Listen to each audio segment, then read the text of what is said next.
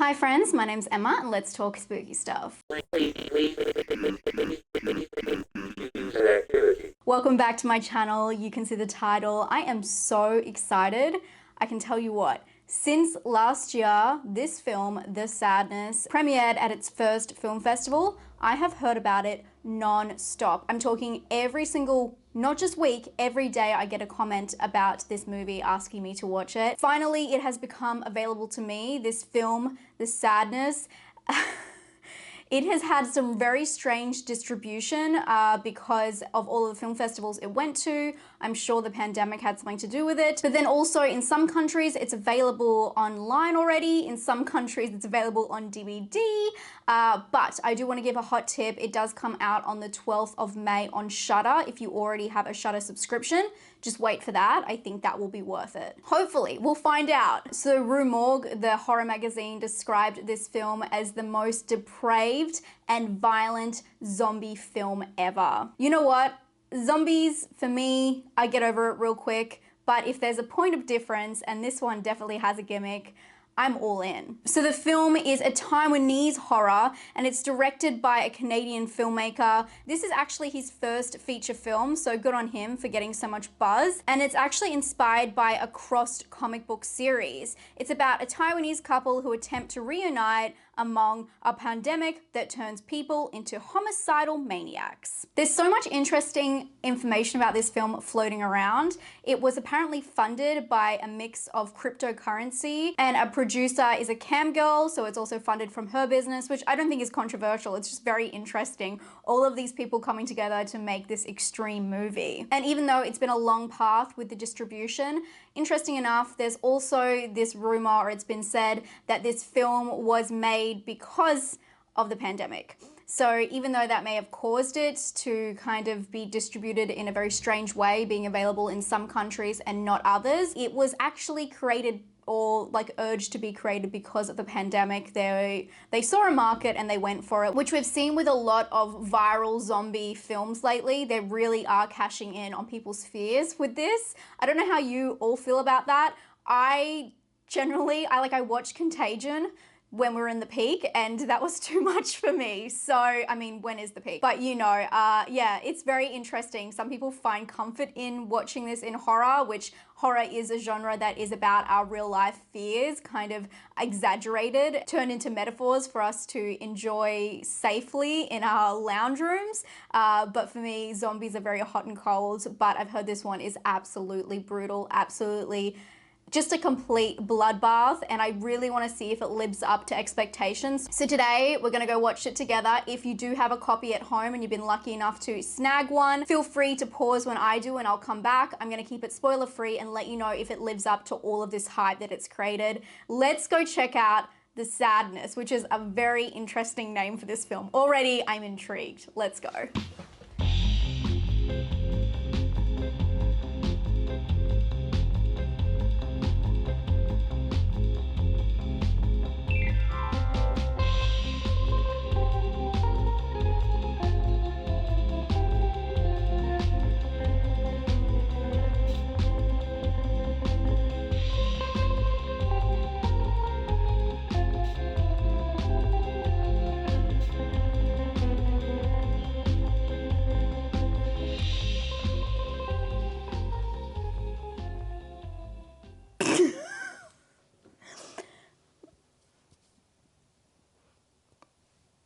I didn't know, I didn't know a lot of things. I didn't know that much blood could come out of one person. I'm actually shocked. I guess I want to start this by saying, if you don't know, I am not only a fan of, you know, horror movies and thrillers, I also like really disturbing content. And for some reason when I mean, everyone's been talking about this film to me, and they've just all left out the fact that the disturbing stuff isn't the blood and the gore and the zombies. It's the depravity, vulgarness, torture of this film, which I was just not prepared for at all. I really was not. I thought it was gonna be like people getting their bodies pulled apart and, you know, like lots of blood and gore, which it does have, but it has a lot more. I was shocked because a lot of these films that fall into this category of dark cinema or disturbing cinema usually have one scene that they're well known for. Think like Human Centipede, Human Centipede 2, Human Centipede 3, Serbian film, lots of those kinds of films, you know, Bad Boy Bubby, or I guess there's a couple in there, Old Boy. They usually have one scene that's kind of like the reveal and it's all kind of leading up to it. Audition, okay, I'll stop. But this film, literally, there's so many different scenes that it's really hard to pinpoint my exact feelings about the film, for sure. So the film is about a couple that get separated and then this, you know, pandemic is taking over. Very interesting because the setup for this film is so like soft and subtle. Well, not really subtle, but very soft and understated. And it also focuses on very strange things. The cinematography in this film I actually really enjoyed, but it has a strange beginning where they're focusing on like someone plugging in their phone to be charged, a fryer, like literally a fryer with the bubbles coming up. Like just strange, mundane things that maybe are meant to show the juxtaposition between that and what's about to happen. But as soon as it happens, as soon as there's the reveal that like this is a big threat, it's just intense from that moment. The gore is brutal and they hit you straight up with it. So that's what I'm saying about how there's just not one scene. There's definitely one scene I feel like is the most disturbing, but it is all different layers and they really go for it. There's so many different sets, there's so many different situations where the gore is just intense, creative, and just a lot. It's a lot. But other than that, I feel like the kind of like subtext of the film, because they talk a lot about the pandemic that's in this movie, the virus, government, conspiracies, all that kind of stuff. There's a lot of political aspects in it too. I felt like that was very surface level because it's explained in plain text. It's not something that you see kind of in the background. It's something that it's really shown straight up to the viewer. So it's not something that you're like thinking about. The film itself is just really straightforward, even though it's a simple, like usually zombie films are like get to A and B and survive. It's so straightforward that you don't even realize that, oh, this is the plot until you're halfway through. You're kind of waiting for something else to be set up. So there's like a side plot or like, I don't know, just something else to happen. But it really truly is about these two characters trying to get together. There's no real, I mean, I don't want to say there's no tension, but there's just no means of urgency for them because you see everything else crumbling around them. So it's very interesting in that regard. I promise I'll get to the disturbing stuff because I do want to warn you all for what kind of disturbing aspects there could be. I'll try and do it in a YouTube friendly way. But let's talk about the cinematography. The film starts off as in a green tint, which I thought was really interesting. I felt like it's kind of showing like a sick kind of feeling. Green is associated with that, I guess. But then obviously with the blood, it's red. And I do have kind of like a theory for this because there's a theory in art that's red and green should never be seen, obviously except for Christmas. Because this film is tinted green and then they bring in the red, I think it makes you feel off anyway. So I thought that was actually really well done. And the high contrast and textures I thought were fantastic in this film. I always go on about in film when it's like really hot and you can see the sweat on people, the sweat beads, it just makes it so much more uncomfortable. And I really like when they do that in these kinds of films because it's meant to feel like this uncomfortable situation where no one's clean and it's just all gritty and glistening and all that kind of stuff. And I felt like the texture was really well done, especially for this film, which is kind of an independent film that's really well polished. So I thought that was really cool. They also gave these epic scenes that had really good art design and really good lighting the chance to breathe instead of just being chaotic the whole time. There's a scene at the end of the train carriage scene. I promise I'm not spoiling anything, but just if you watch it at the end, they give you a little bit of time to breathe, and they really just let this scene or this setup and the blocking of the characters have its time to shine. And yeah, I really enjoyed that. I thought it was good that they let the art come through in some points because it's obviously a very depraved film otherwise. I guess with the stylization, music was a huge aspect in this. It's very heightened. A lot of the background sounds, the natural sounds, just for different situations they're in different locations. But when there's chaos, when people are, you know, pulling each other apart, torturing each other. It's just like this chaotic sounds, you know, the screeching violins, it goes all out, and it's a very visceral experience because of it. It just really adds to the atmosphere and just makes you feel like heightened anxiety, which is exactly what it's trying to do.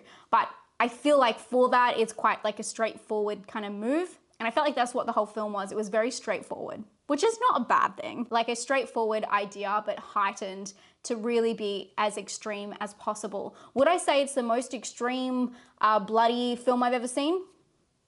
I don't know. Like Evil Dead is very bloody, but I feel like it has the most intense and surprising, horrendous setups. Because like I was saying, with disturbing cinema, you're kind of expecting a lot of that. You go into these films knowing there's going to be these intense scenes. But in this, I did not realize that a lot of this, and we're going to get into the whole disturbing aspects now, is featured around sexual. Yeah, it's all sexual. No one warned me. It's all like vulgar.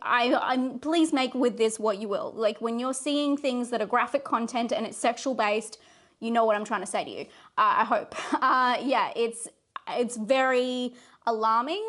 And I did not know going into it that a lot of it was going to be about that, because the two protagonists are a couple, a female-male couple, and a lot of it is targeted towards the female and what they're doing to other females in this society when everyone becomes depraved. So a lot of it is focused on this virus, which they do explain. I really liked that they explained it and why people are reacting this way.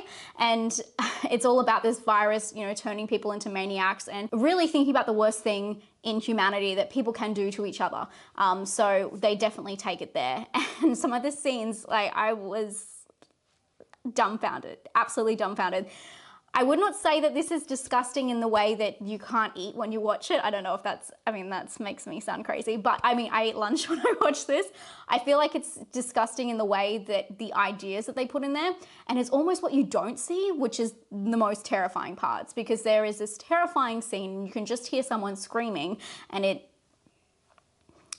you see everything else, but you don't see that, and it's like they had a line. A lot of that content over and over for an hour and 38 minutes is a lot, especially just seeing these sexual attacks and hearing about them and knowing there's like there's no real relief. It's really hard, and it gets pressing, and because everything is so surface level in this film, it feels like they're beating a dead horse at points. Don't really love that saying, but you know what I mean. It just feels like they're drumming it into you and you get it. You've already seen the depravity, you've seen how vulgar people have even been with just their words, and just scene after scene of that kind of thing can be intense. But as I say that, it's done in a non-generic way. All of these scenes are set up to be more creative, and they use different aspects. It's not, yeah. I'm grossing myself out talking about it. I'm trying to talk around the subject. I hope you understand. And I did that without spoilers, so that's something. But yeah, I did not think that was what this film was about. So I am actually utterly shocked. My favorite thing about the film was the cinematography. They had amazing camera movement as well. They were like just jolting with all of the action. I thought that was done fantastically. Just a little bit shallow for me. In terms of actual storyline, it just felt like they wanted to get as much disgust in there as possible. And I mean, if that's the aim, they did it. You can see how it came from the idea of like a comic series, because it's got that kind of nature, even the political aspects, that feels very like that kind of storyline to me. And that could be why it's so straightforward. But yeah, I needed a little bit more something, because it's really hard to watch scene after scene after scene of that kind of stuff. Okay, that's the sadness, which really should be called the sickness. If someone knows why it's called the sadness and I've just missed that, please let me know, because I completely missed that. I don't know how much of that I retained. Like I felt like my brain was like throwing out scenes as they were happening, so I didn't have nightmares. I would say that this film is just for people who like to watch the sickest sick stuff. It's not for every zombie fan at all. I can see a lot of people disliking this 100%. And I liked the cinematography a lot. I liked the creativeness. I get in a lot of trouble. A lot of people think that I am I sway myself because I'm scared of getting in trouble or people getting mad at me. Trust me, I've said some really unpopular opinions on my channel and nothing's gonna stop me, you know? Just recently I talked about Choose or Die and I said that it wasn't that bad and everyone was like, oh my God, it's the worst film ever. I don't care, I'll still say my opinion and I think that's fine. And I don't have to explain that to you, but I'm saying, I just want you to take what I'm saying with how I'm describing the film more than a score, because a score, putting a 1 to 10 over every single film you've ever seen is one of the hardest things. You can't compare apples and oranges, and this film is very different. But for the things I'm interested in, which is dark cinema, depraved cinema, I've definitely taken a break for it from the last 2 years, but really depraved stuff, I found it interesting. I don't take it too seriously, and if you are someone who, you know, is sensitive, which is, I totally understand, that's totally fine, don't watch this. I'm just warning you, don't watch it. Don't watch it. Especially for the sexual violence, absolutely no, don't do it. But if you're interested in watching one of the most depraved, well, probably the most depraved zombie film for sure, but one of the most depraved horror movies of the last couple of years, this one, put it down in your books. As I said, this one's gonna be more readily available in May when it hits Shudder in any countries that have Shudder. So maybe just gather your thoughts and just maybe ponder on whether it's gonna be for you. Get yourself prepared, you know, have an exit strategy. But I'm gonna give this one a 6 out of 10. Again, with the scores, so hard to score this film. I didn't hate it. I thought it was great for what it was. I felt it was quite shallow, and that's probably why I give it a less score. If it had like this, I don't know, like more to the plot and more to the characters, it would have been a lot easier to sink into, but because it's like scene after scene after scene, yeah, I think 6 is a really fair score, and I'm actually pretty certain in that. For originality, I don't think that this one is that original at all, unfortunately. It's a zombie film, it's just very heightened, so that doesn't really count for originality, so I'd probably give it a 2. And for scare, as I always say, it's all about the gore, not the scare these days, but for scare in terms of is this gonna give you nightmares? Absolutely, but in a disgusting way. So I would probably give it a 9. Just because I feel a little, I mean, do I feel ill? No, but I just keep thinking about this one scene and wish me luck for the rest of my life. A little bit disturbed. Okay, I'm squirming and I'm gonna go and go have a shower. I hope you're all having a fantastic day. Have you seen The Sadness? Let me know what you thought. I really want to hear. What do you think of this kind of content? Who's it for? Is it for us? Are we this sick? I don't know. But I can't wait to hear what you have to say in the comments down below. And let me know if you haven't seen it, if you're going to brave it. I honestly, you don't have to put on a brave face for me ever. So don't do it unless you really, really want to, okay? Hope you're all having a fantastic day. If you'd like to subscribe to my channel, I do videos every single week talking about horror movies, talking about thrillers, and giving you lots to watch or warning you about what you are going to watch. If you did find this video helpful, a little bit entertaining, or you feel sorry for me, please give it a thumbs up, and I'll talk to you all very soon. Stay safe and stay spooky. Bye, friends.